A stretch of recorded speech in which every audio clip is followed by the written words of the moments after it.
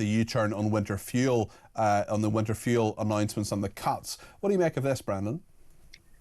You know, I think it was the Sun that referred to it as a half-baked U-turn, and that is what it looks like. It seems that Starmer wants a few older people to regain their access to the winter fuel allowance, but not necessarily all the people who had access to it previously. He doesn't know what he's doing. This is the most flip-flopping prime minister I can remember. And he's clearly reacting to his unpopularity. He knows that his slashing of the winter fuel allowance, in Diane Abbott's words, is potentially his poll tax, and therefore he's trying to backtrack on it rather belatedly. I don't think it's going to be enough. I think he's trying to appease certain sections of the electorate with measures like this, but he's also ticking them off with other measures like going back into the European Union or undermining Brexit or refusing to stand up for freedom of speech. So he kind of gives with one hand and takes away with the other. He doesn't know how to challenge the reform challenge. And that's, I think, what's going to be defining his prime ministership for the next few months. And it's a very interesting aspect within that free speech aspect, the Lucy Connolly story as well. Starmer's Britain turning into a police state is what Boris Johnson says. Do you think he's being sincere? Do you think he's saying this for a reason, because he believes it, or because of the timing and perhaps a weak Kemi Badenoch? I have a phrase I use quite often: just because you're cynical doesn't necessarily mean you're wrong. Yeah, that's right. I think it's true that Britain risks becoming a police state. I mean, the fact that there is a woman in jail for 31 months for something she wrote on the internet is outrageous. And we can all agree that what she wrote was repulsive and potentially an incitement to violence, if you could understand it in that way, of course. And no one's going to defend her words, but that is a severe, stiff, ridiculous sentence. And it does raise the question of two-tier policing in this country. Let's not forget when a gang of men drove down Finchley Road in North London and started shouting, "We will rape your Jewish daughters. Bring out your Jews so we can rape them." There were no charges brought against those men.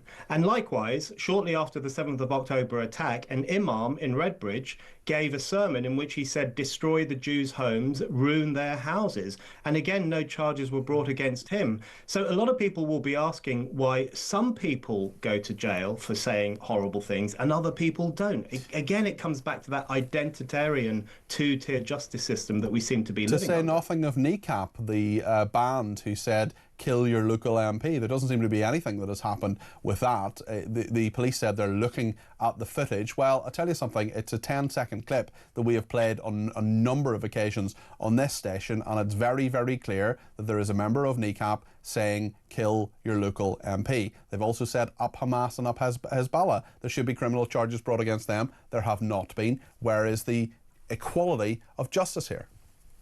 You know, what really strikes me in relation to all of this, I think that's right. There's no equality of justice, it seems, on the freedom of speech question. And there is the staggering hypocrisy of the left in particular, because they will man the barricades for the right of Gary Lineker to share a post comparing Zionists to rats.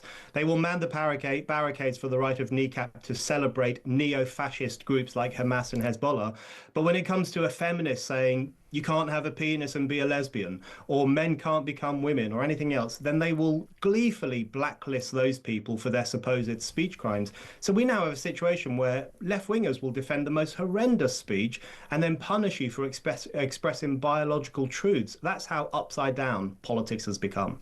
Let's talk about migration, Brendan, because a lot of people really annoyed, as I am actually, about the dog that has been quarantined, has been brought into this country. It's not the dog's fault, it's the migrants' fault for putting, the illegal migrants' fault for putting it on the boat. And then another story emerging this afternoon, the Telegraph reporting about the migrant boat forcing a Dunkirk commemorative flotilla to divert. Nigel Farage saying this just says everything about the state our country's in.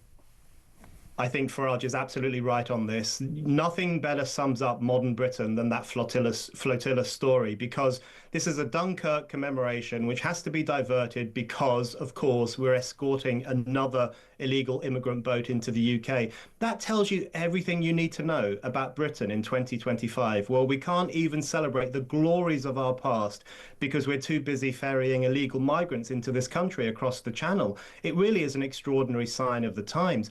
You know, the dog story is funny on one level, but it's really horrible on another level. Firstly, that someone would put a dog through a journey like that. But also, there will be people out there, Peter, and they will be asking, why is a dog getting more funding from the the government than I am.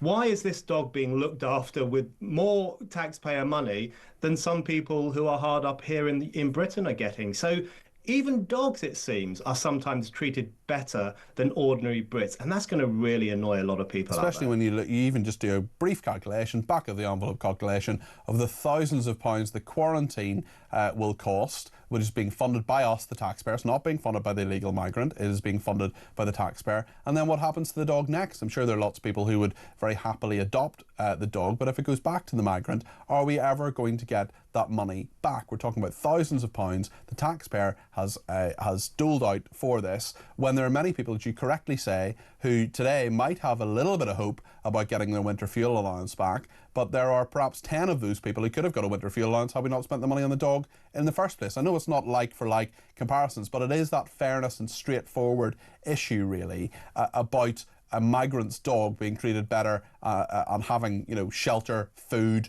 warmth, when so many people just do not in this country.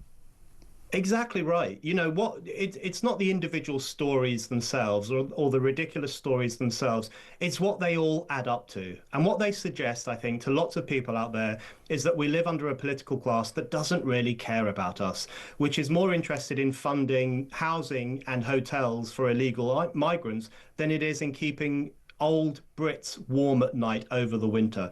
That's really what these stories speak to. And people are clocking that every single day. They are looking at Starmer's government and thinking this government cares more for people from overseas and the European Union than it does for people here in Britain. And that's really what's going to push people further and further to reform, I think. John has been in touch on this and says a vet needs to examine a dog 24 hours before leaving France and do tests for fleas and ticks, as these can carry rabies. That's why it's a serious offence to bring any animal into the country without it being checked, vaccinated and given the all clear, let alone a migrant's dog in a boat. It's laughable how lax we are, but serious if we had an outbreak of rabies, like in parts of Europe, says John, who seems to know what he's talking about there. On South Africa as well, we'll come back to this. We're going to play you a long clip after the break of what has happened in the Oval Office. Gary says, I left South Africa because as a 50-plus white male, I just can't find permanent work due to racist black economic empowerment laws. I mean, there's a lot there. Also, Leslie says, who do you think deserves the winter fuel allowance? A millionaire who's paid thousands into the coffers, or someone who has never worked? Again, that issue of fairness. There's a lot of people really quite baffled at what the government is doing, how they're actually running the country. And I wonder if you've any hope, Brendan, that actually Labour can get a handle on the chaos that is Britain in 2025. I really don't think they can. And I'm not just saying that to sound depressing or just to be down on Labour. I think there are probably some good politicians in the Labour Party, but I just think it's a party that doesn't know what it's for anymore. This was a party that was founded to represent working class people in a world in which they weren't being represented. It's now a party that has turned its back on working class people, which looks at them with contempt and pity and sees them as gammon and people who are undeserving.